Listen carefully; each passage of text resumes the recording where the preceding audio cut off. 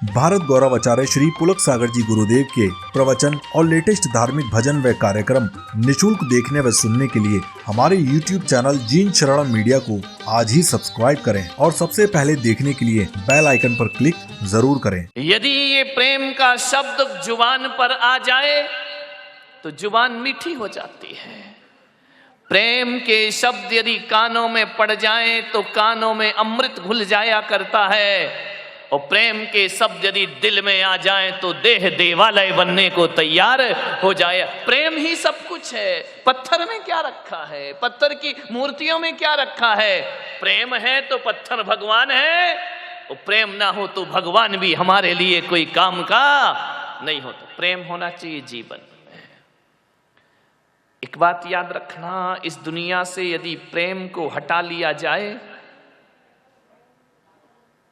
पीछे डिस्टर्ब करते, तो यह प्रेम, यह दुनिया 4 दिन भी जीने लायक ना बचेगी। एक बात बताओ, एक 90 साल का बूढ़ा खाट पर लेटा है, यदि उस बूढ़े को घर में प्यार मिलता है, उस बूढ़े को घर में प्रेम मिलता है, तो वह बूढ़ा 90 साल का भगवान से हाथ उठा करके दुआ मांगता है कि हे मेरे परमात्मा, मुझे इतना अच्छा घर मिला, इतना अच्छा परिवार मिला, इतनी अच्छी समाज मिली, यहां प्रेम बहुत पाया मैंने अपने जीवन में। हे प्रभु, तेरे से विनती है कि कुछ दिनों का जीवन और दे दे, तो इस स्वर्ग सा जीवन में जीते जी सकूं। और एक बात और स्मरण में रखना, यदि प्रेम होता है तो 90 साल का बूढ़ा जीने की दुआ मांगता है, और घर में प्रेम ना हो तो 20 साल का जवान भी आत्महत्या करने के लिए तैयार हो जाया करता है। वह भी कहता है कि जीवन किस काम का, मुझे तो ऐसे जीवन को खत्म कर देना चाहिए, सुसाइड करने को तैयार है। ध्यान रखना, पैसों की वजह से लोग सुसाइड नहीं करते हैं, प्रेम के अभाव में लोग आत्महत्या करते हैं। नरक होता है वो घर जहां पर प्रेम नहीं होता है, बोलचाल नहीं होती है। प्रेम का व्यवहार मिल जाए तो आत्महत्या करने वाला भी आत्महत्या के विचार छोड़ दिया करता है। प्रेम होना चाहिए। प्राणियों के संबंधों को जोड़ने वाली, आंतरिक संबंधों को जोड़ने वाली कोई कड़ी है तो प्रेम हुआ करता है जीवन में। मान्यवर, हिंदू मान्यता कहती है, वैदिक मान्यता, कि हर घर के आंगन में एक तुलसी का पौधा होना चाहिए। हर घर के आंगन में एक तुलसी का पौधा जरूर होना चाहिए। तुलसी का पौधा देखकर लोग ये कह देते हैं ये किसी हिंदू का घर है। अब तो जमाना बदल गया, अब तो आंगन ही नहीं बचे हैं, अब तो फ्लैट में लगा है आदमी, एक के ऊपर एक, ना जमीन तेरी ना आसमान तेरा। ध्यान रख, अब तो आंगन दिखते ही नहीं है घरों में।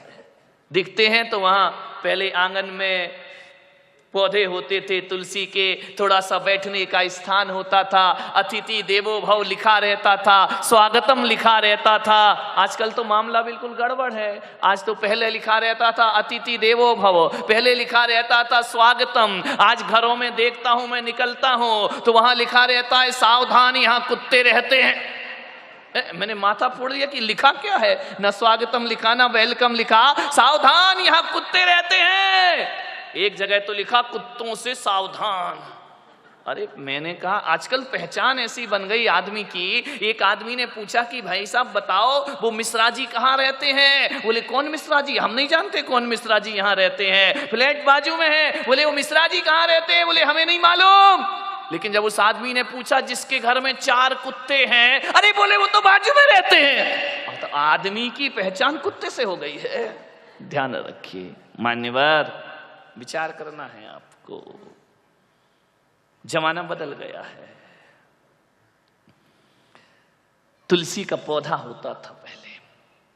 मैं ये नहीं कहूंगा आपसे कि आज आप अपने घर जाओ और तुलसी का पौधा लगा लो।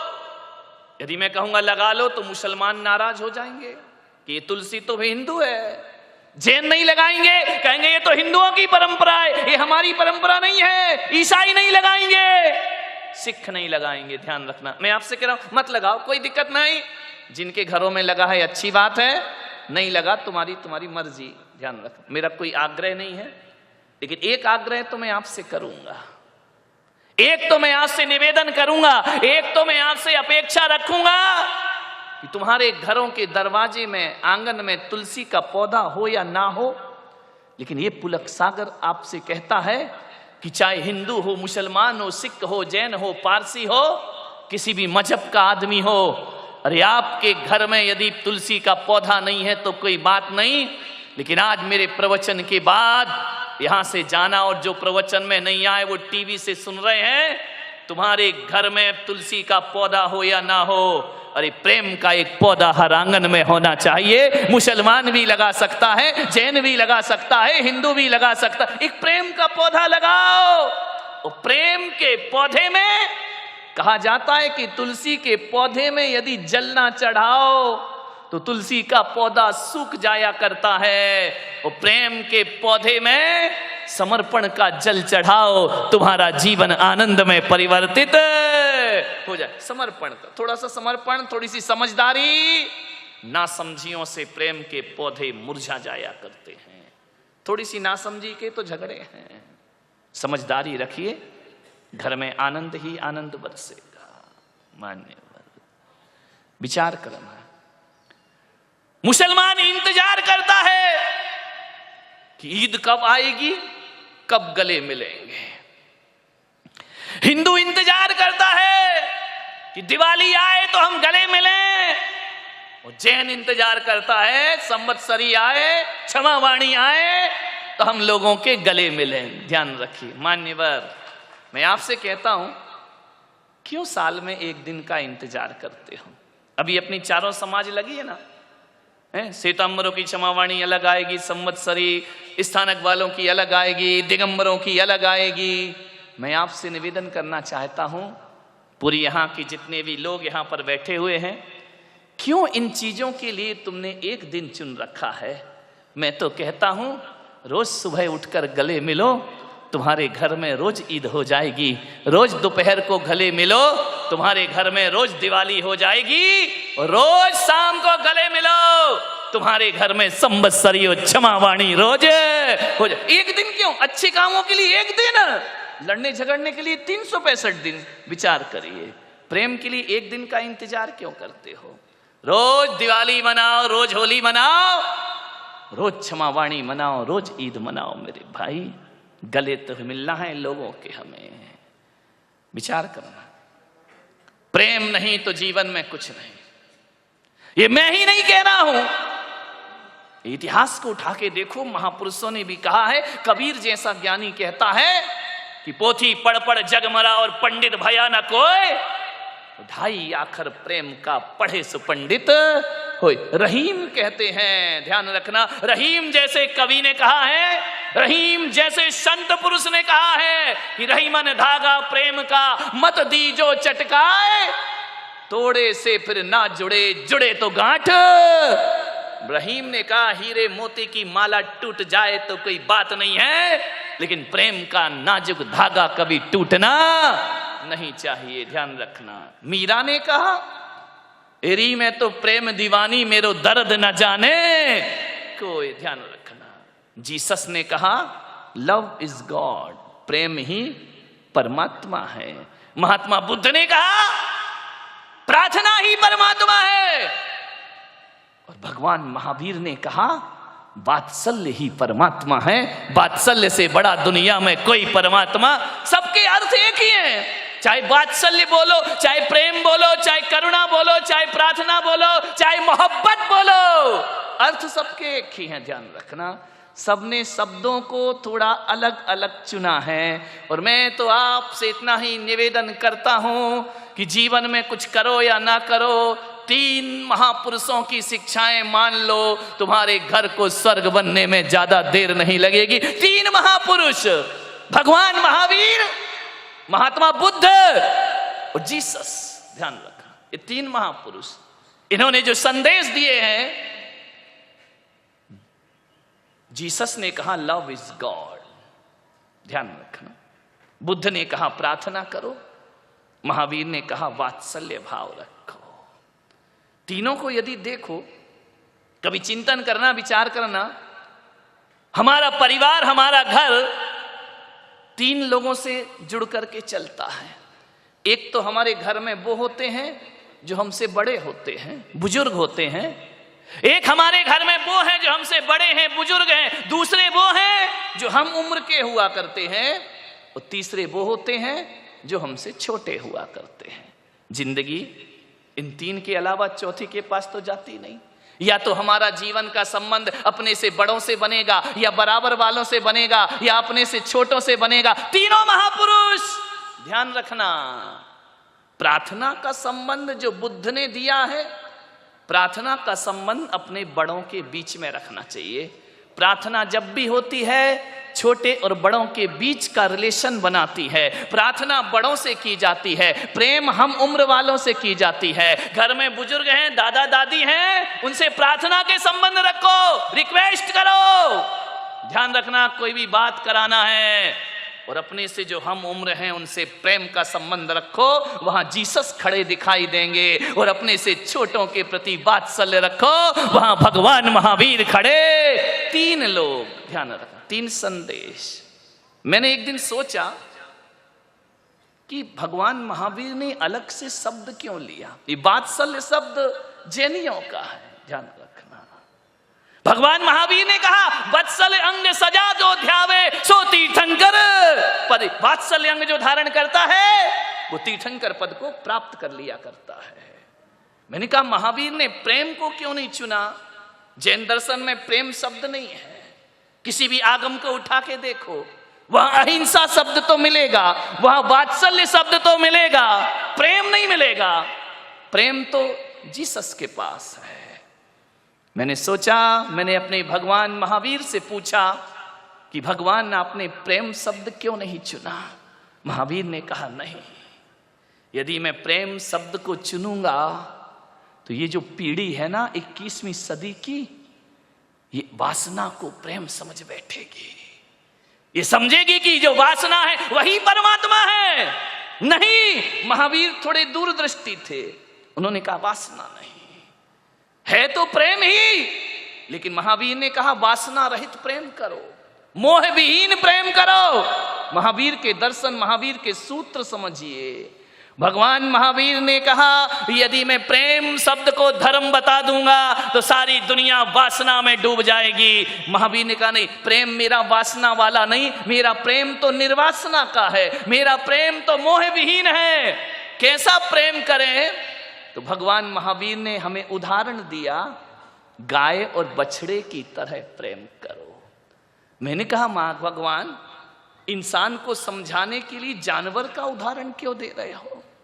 ये तो इंसान है ना, कैसा प्रेम करें? बोले गाय बछड़े की तरह। बाहरी आदमी की जिंदगी, अब तुझे समझाने के लिए महापुरुषों को पशुओं के उदाहरण देना पड़ते हैं, जानवरों के उदाहरण देना पड़ते। कितना स्तर गिर गया इस आदमी का। मान्यवर, आज तक किसी पशु को इंसान का उदाहरण नहीं दिया गया होगा, लेकिन हर इंसान को पशु का उदाहरण। मैंने कहा भगवान, इंसान का उदाहरण क्यों नहीं दे रहे हो? आप ये बोल दो ना कि माँ बेटे की तरह प्रेम करो। महावीर ने कहा नहीं, गाय बछड़े की तरह प्रेम करो। मैं चिंतन कर रहा था, सोच रहा था, गाय बछड़ा क्यों लिया, माँ बेटा क्यों नहीं बोला? बोले इसलिए कि इंसान की माँ भी यदि अपने बच्चे से प्यार करती है ना, अपने बच्चे को दूध पिलाती है, तो इतना तो अपने मन में रखती है कि आज मैं जिसे दूध पिला रही हूं, कल बुढ़ापे में ये मेरी लाठी बनेगा, ये बुढ़ापे का सहारा बनेगा, ये बुढ़ापे में मुझे पानी पे। इतना स्वार्थ तो इंसान की मां रखती है, ध्यान रखिए। लेकिन मेरे भाई, इंसान की मां ने बुढ़ापे का सहारा तो समझा, लेकिन किसी गाय ने अपने बछड़े को बुढ़ापे का सहारा नहीं समझा। कोई गाय अपने बछड़े को दूध इसलिए नहीं पिलाती कि बुढ़ापे में मुझे घास खिलाएगा, बुढ़ापे में मेरी व्यवस्था करेगा। इसलिए महावीर ने इंसान का उदाहरण उचित नहीं समझा। उन्होंने कहा इस आदमी को समझाने के लिए किसी जानवर का उदाहरण दिया जाना चाहिए। ये आदमी तो मरते दम तक अपनी बछड़े को छोड़ता नहीं है। गाय तो बछड़े को दूध पिलाती है और जिस दिन बछड़ा खाने लायक हो जाता है, गाय अलग जीवन जीती है, बछड़ा अलग जीवन जीता। विचार करें कितना निस्वार्थ प्रेम है उस गाय का। मान्यवर, विचार करना है आपको, ऐसा प्रेम होना चाहिए। हम तो प्रेम के बदले कुछ चाहते हैं। हम तो प्रेम के बदले ये चाहते कि हम प्रेम कर रहे तो हमें ये मिलना चाहिए। एक सास सोचती है कि बहू से प्रेम करूं तो बहू मुझे इज्जत दे, बहू मुझे अच्छे से रखे। ना मेरे भाई, ध्यान रखिए, एक बात याद रखना, प्रेम मांगने की चीज नहीं होती है। आज सब जगह यही झगड़े हैं। पति कहता है कि पत्नी मुझे प्रेम नहीं करती और पत्नी कहती है कि पति मुझे प्रेम नहीं करता है। अब विचार मामला तो इतना गड़बड़ है। आप एक दूसरे से प्रेम की अपेक्षा रखते हैं। पति कहता पत्नी प्रेम करे, पत्नी कहती पति प्रेम करे। एक बात याद रखना, प्रेम मांगने से नहीं मिलता। ऐसा लगता है जब पति पत्नी से प्रेम मांगता है, पत्नी पति से प्रेम मांगती है, तो ऐसा लगता है जैसे दो भिखारी कटोरा लेके खड़े हों, तू मुझे दे दे और मैं तुझे दे दूं। नहीं मेरे भाई, भिखारियों से क्या मिलेगा भिखारी को, ध्यान रखना। मान्यवर, एक दूसरे से प्रेम की याचना मत करो। मैं पुलक सागर तो कहता हूं बड़े अनुभव के साथ कि प्रेम लुटाने, प्रेम मांगने से कभी नहीं मिलता है, प्रेम लुटाने से मिला करता है। जितना लुटाओगे उतना प्रेम लौट कर वापिस, जो जहां है ही नहीं वो कैसे देगा। पत्नी पति से प्रेम मांग रही, इसका मतलब उसके पास प्रेम नहीं है।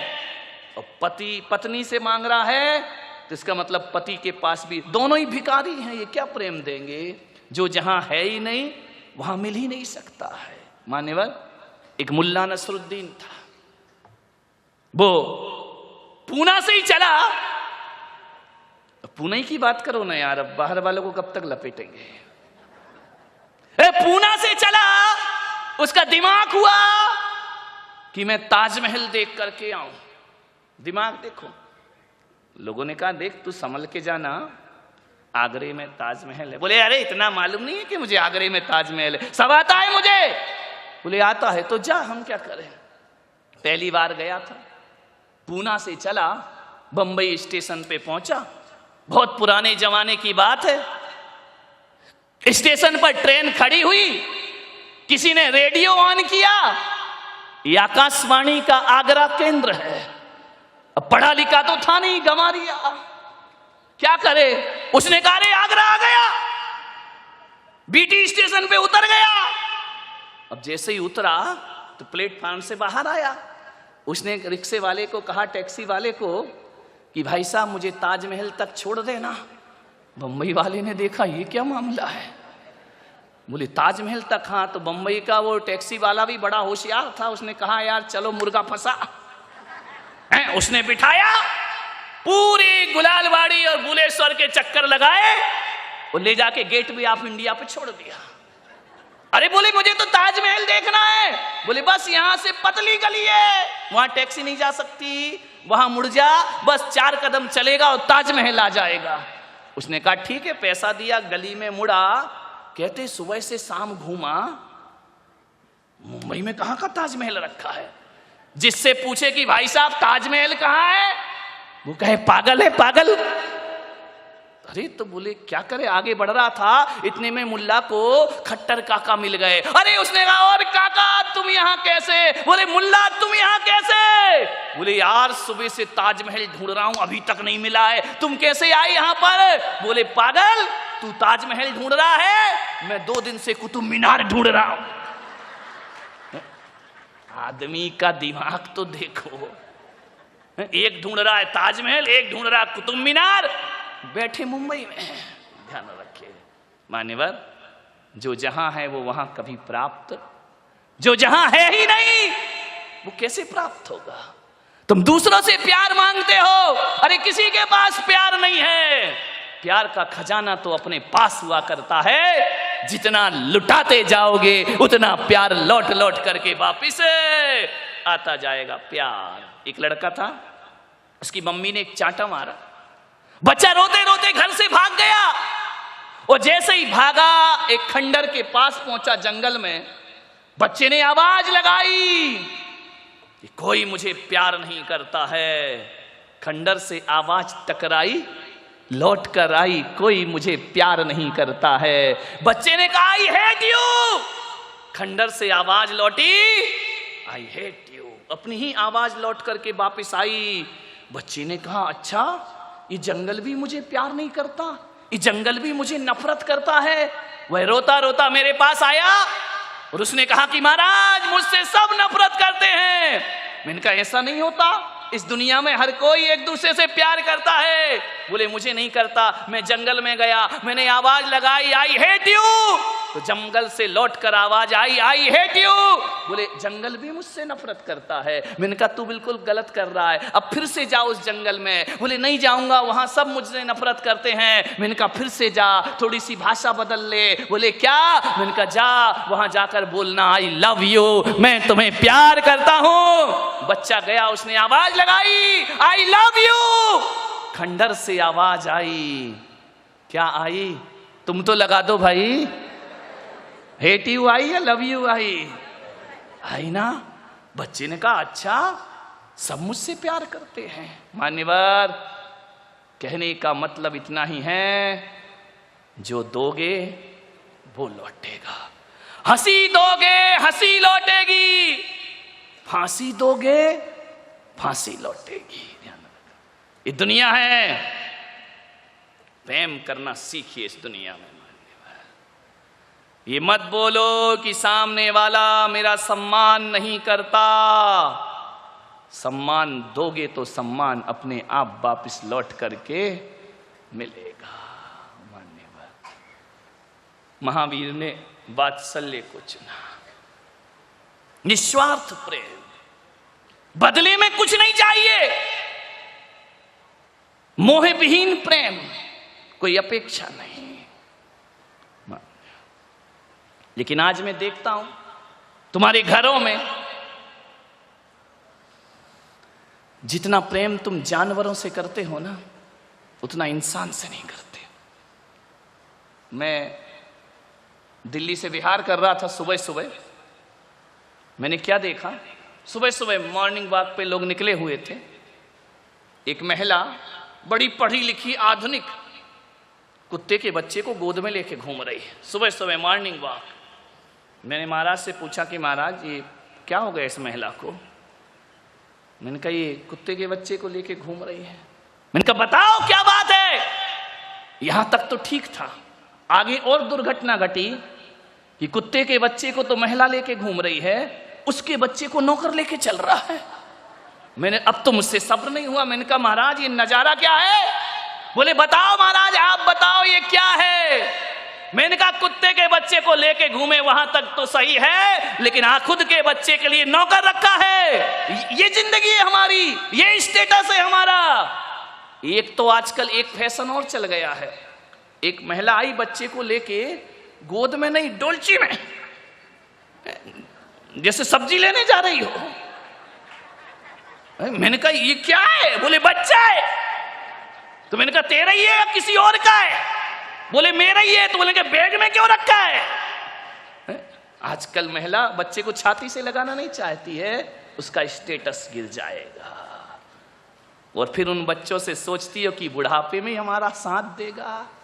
अरे आज डोलचियों में लेकर के बच्चों को घूमोगी, कल वृद्धाश्रम में बच्चा छोड़ने की ताकत पैदा करेगा अपने अंदर। सीने से लगाइए, दूध पिलाने को आया रखी है।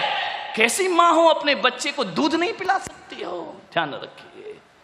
उसके बाद फिर सोचते हो कि बुढ़ापे में ये सहारा बनेगा। आज बच्चे माँ की ममता को तरस रहे हैं मेरे भाई। छोटे छोटे, हम लोग छोटे छोटे थे, 5-6 साल तो स्कूल ही नहीं जाते थे भाई, ऐसे ही नंगे घूमते रहते थे घर में। आजकल तो 2 साल हुआ नहीं कि स्कूल की तैयारी है। और मम्मी इसलिए नहीं भेज रही कि इसका ज्ञान बढ़े। जा बेटा तू 2 घंटे स्कूल में रहना, तब तक मैं खाना बना लूंगी। विचार तो करो आप। अब दादा दादी तो है नहीं, चाचा चाची तो है नहीं, क्या करे? बच्चे को प्ले स्कूल में डाल दिया गया है। ध्यान रखिए मान्यवर, सोचिए आप, इतना बोझ, केवल पढ़ाई ही उनका जीवन रह गया और कोई जिंदगी बची ही नहीं है। मान्यवर, मैंने देखा कि ये कुत्ते के बच्चे को लेके घूम रही है, खुद के बच्चे के लिए नौकरानी रखी है। महाराज ने पूछा, बताओ महाराज इस कलयुग में इसका अर्थ क्या है? अब मेरे अर्थ तो बड़े उल्टे सीधे होते हैं। मैंने कहा महाराज मुझे तो ये लगता है या तो ये पिछले जन्म में इसकी मां थी,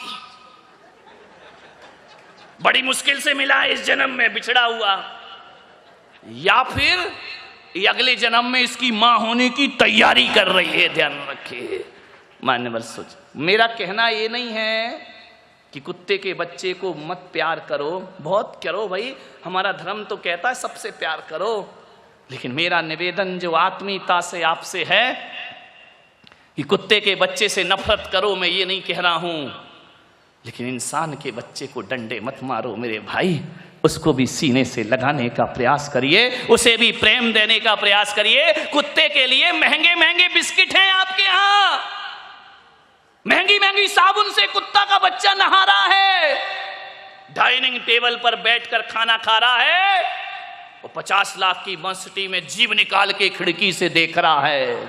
ध्यान रखना, आदमी के बच्चे के लिए पानी नहीं है तुम्हारे यहां, आदमी का बच्चा रो रहा है, देवरानी का बच्चा रो रहा है, एक गिलास दूध नहीं है आपके यहां, कुत्ते के लिए सब कुछ है। मान्यवर, विचार करना है आपको, निवेदन है मेरा, ऐसा स्टैंडर्ड मत बनाओ अपना कि इंसानियत की हत्या अपने हाथों से हो जाए। मान्यवर, प्रेम करो। आज अदालतों में भाई भाई के केस पड़े हुए हैं, आज अदालतों में परिवार के केस पड़े हुए हैं, एक भाई दूसरे भाई से नहीं बोलता, दूसरा भाई बड़े भाई से नहीं बोलता है। क्या मामला है ये भाई? कैसे इंसान है हम? एक दूसरे को अदालत में घसीट रहे हैं चंद मिट्टी के ठीकरों के लिए। मान्यवर, मेरा आपसे निवेदन है, छोटी सी जिंदगी है, तकरार किस लिए? छोटी सी जिंदगी है, तकरार किस लिए? रहते हो दिलों में फिर दीवार किस लिए खड़ी? छोटी छोटी दीवारें खड़ी कर लेते हैं। मेरा चतुर्मास था एक जगह आगरा में, बहुत 2000 में। मैंने वहां क्या देखा? संवत्सरी का पर्व आया, सभी गले मिल रहे हैं क्षमावाणी पर, एक दूसरे से मिच्छामि दुक्कडम बोल रहे हैं। हजारों लोग उस सभा में मौजूद थे। मैंने कहा कि जिसकी जिससे अनबोला हो, जिससे जिसकी बोलचाल ना हो, आज गले मिलो और क्षमा मांगो, मिच्छामि दुक्कडम बोलो। बाहरी तुम्हारी क्षमावाणी, आदमी गले भी मिलता है तो पहचान पहचान के मिलता है, जिससे लड़ाई है उसकी तरफ तो देखता भी नहीं है, कट के निकल जाता है। जिससे बोलचाल हो गई है, अनबोले हैं, उसकी तरफ तो हमारी दृष्टि भी नहीं जाती है। क्षमा किससे मांगेंगे? जो बिल्कुल हार्टली फ्रेंड 24 घंटे मिल रहे हैं, बैठ रहे, उत्तम क्षमा मिच्छामि दुक्कडम में। क्या नौटंकी मचा रखी है भाई। क्षमावाणी का अर्थ है जिससे बरसों से नहीं बोलते, जाओ उसके गले मिलो और अपने अपराधों की क्षमा मांगिए, वो क्षमावाणी हुआ। अभी यहां भी होगी पूना में, देखता हूं क्या होता है। मान्यवर, सब गले मिल गए, 2 लोग आपस में गले नहीं मिले। मेरी नजर पड़ गई,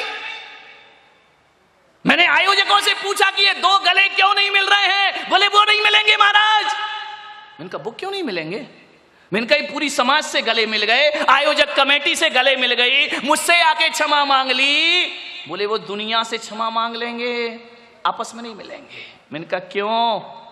बोले वो एक ही मां से पैदा हुए 2 लड़के। मेरा माथा ठनका। मैंने कहा ये क्या भाल है? अरे 10 दिन पर्यूषण पर्व किए हैं, 10 दिन के उपवास किए हैं, सारी समाज को जीवनवारी करा दी, उसको नहीं बुलाया। दोनों मेरे भक्त। बड़ा भाई मेरे पास आया, मैंने कहा इधर आओ, कल क्षमावाणी का प्रोग्राम था, तुमने सबसे क्षमा मांगी, एक व्यक्ति से क्षमा नहीं मांगी। वो समझ गया। बोले महाराज आपको तो पता होगा, हम दोनों भाई हैं, 7 साल से नहीं बोलते हैं, हमारे घरों में शादी में आना जाना भी बंद है। हम लोग जय जिनेंद्र भी नहीं करते हैं और कोशिश ये रहती है कि जहां छोटा भाई का मकान है वहां से मुझे गुजरना भी ना पड़े। मैंने कहा जैन होके इतनी दुश्मनी रखते हो? बोले महाराज अब है तो है, हम कुछ नहीं कर सकते। मैंने कहा मेरा एक कहना मानोगे? बोले महाराज सब कुछ मानेंगे, ये मत बोलना कि मैं उससे क्षमा मांगू जाके। कहना सब मानूंगा। मैंने कहा तू मेरा भक्त है? बोले पूरा कट्टर भक्त हूं, लेकिन ये मत कहना कि मैं उससे जाके क्षमा मांगू। 7 साल हो गए महाराज। बाहरे नादानो, इस लड़ाई को अपना गर्व समझते हो, गौरव समझते हो? मैंने कहा मैं तुझसे क्षमा मांगने का बिल्कुल नहीं कहूंगा। बोले फिर तो तुम जो कहोगे वो मैं करूंगा, क्षमा नहीं मांगूंगा। मैंने कहा गजब। मैंने कहा एक काम कर, अभी पर्युषण पर्व समाप्त हुए हैं, तू उसके घर जाना। बोले महाराज देखो फिर वही बात, घर जाना ये मत कराइए प्लीज, जो कुछ कहना वो कर दीजिए। मैंने कहा नहीं, तू क्षमा मत मांगना, उसके घर जाना, जाकर के इतना बोलना कि मेरे भाई पूरी समाज का जीवन हो गया, तू भी मेरे घर भोजन करने को आ। बोले महाराज थोड़ी बहुत मेरी इज्जत बची है, बोर तुम मिट्टी में मिलवा दोगे। मैंने कहा क्यों? बोले मैं जाऊंगा तो आने वाला नहीं, वो नहीं आएगा। मैंने कहा आएगा। बोले नहीं आएगा महाराज, मैं कहता हूं 7 साल से, आप तो अभी 2 महीने आए हुए हैं, मैं 7 साल से जानता हूं वो नहीं आने। मैंने कहा देख तू मेरे कहने से चला जा, जब तुझे भेजना मेरा काम है तो उसे घर भेजना भी मेरा काम होगा। मैंने कहा एक बात बता भाई, 7 साल से तुम दोनों भाई नहीं बोलते, कभी मन हुआ कि बोल लें? आंख भर आई उसकी।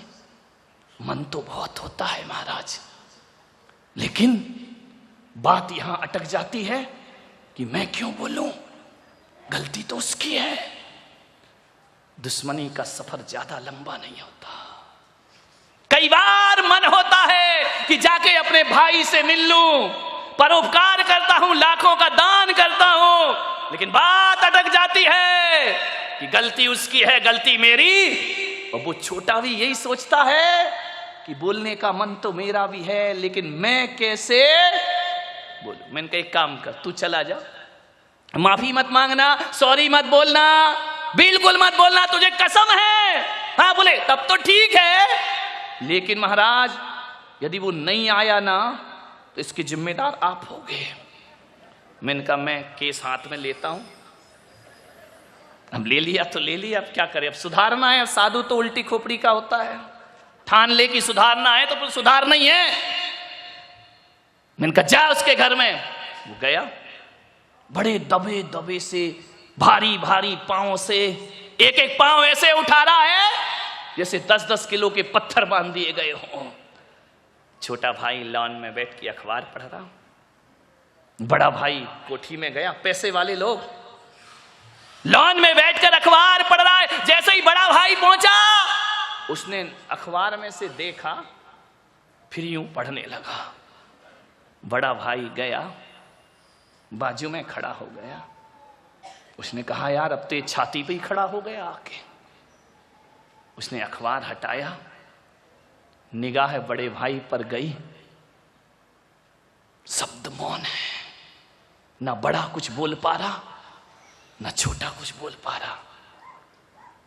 2 मिनट का सन्नाटा कि 7 साल जिनने एक दूसरे की गली काट करके जिए हैं, आज ये यहां कैसे आ गया। और वो बड़ा वाला सोच रहा मैं इससे क्या बोलूं। दोनों खड़े हैं असमंजस में। छोटा कुर्सी से उठा, बड़े ने कहा देख महाराज ने भेजा है, रस्सी जल जाएगी, अकड़ नहीं जाएगी, ध्यान रख। मैं नहीं आया हूं, महाराज ने भेजा है। छोटे ने कहा क्यों भेजा है। बोले बताऊं, ये महाराज का आदेश है। बोले क्या आदेश है। कल तेरे पूरे परिवार का भोजन मेरे घर में होगा। इतना सुना छोटा भाई कुर्सी से उठा और भाई के चरणों में गिर गया। बोले मैं जरूर आऊंगा भैया तेरे घर भोजन करने, तुमने मुझे बुलाया है। गिर गया, भाई ने उठाया, गले से लगाया। 7 साल की दुश्मनी, दोनों गले से लगकर इतने रोए, इतने रोए, इतने रोए, छल छला गई आंखें कि लड़ते तो हम बचपन में भी थे, ये कैसी लड़ाई है। 7 साल से हमारी बोलचाल बंद है। गले लग गए दोनों, इतने रोए कि एक दूसरे के कंधे आंसुओं से गीले हो गए। बोल छोटे तू आएगा या नहीं आएगा? बड़े भैया 7 साल पहले आ जाते तो ये 7 साल की दुश्मनी नहीं होती। मैं तुम्हारे घर जरूर आऊंगा, पूरे परिवार को लेकर आऊंगा। छोटे मुझे माफ कर दे मेरे भाई। छोटे ने कहा भैया माफी मांग कर मुझे शर्मिंदा मत करो। चरणों में गिर गया, लिपट करके रोते रहे, जी भर के रो लिए, आंसुओं में सारी दुश्मनी बह गई। कल आओगे ना भैया? जरूर आऊंगा। महानिवर कहते हैं दूसरे दिन वो परिवार उनके यहाँ भोजन करने के लिए गया। छोटे ने कहा भैया 7 साल बाद एक थाली में बैठ करके हम खा रहे हैं, तरस गई थी आंखें, तरस रहा था दिल, मन तो मेरा कई बार करता था कि बोल लूं, लेकिन बस छोटी सी बात में 7 साल की दुश्मनी। बड़े ने कहा छोटे तू सब भूल जा, दिमाग से निकाल दे ये सब बातें। महाराज ने हमारे भीतर सोया हुआ प्रेम फिर से जागृत कर दिया है, अब हम हकीकत में इंसान हो गए हैं। छोटे ने कहा भैया भाभी क्या कल आप मेरे घर भोजन को आओगे? उसने कहा जरूर आऊंगी देवर जी, हम तो वर्षों से इंतजार कर रहे थे। मान्यवर 7 साल की दुश्मनी पल भर में खत्म हो गई। थोड़ा प्रयास तो करो मेरे भाई।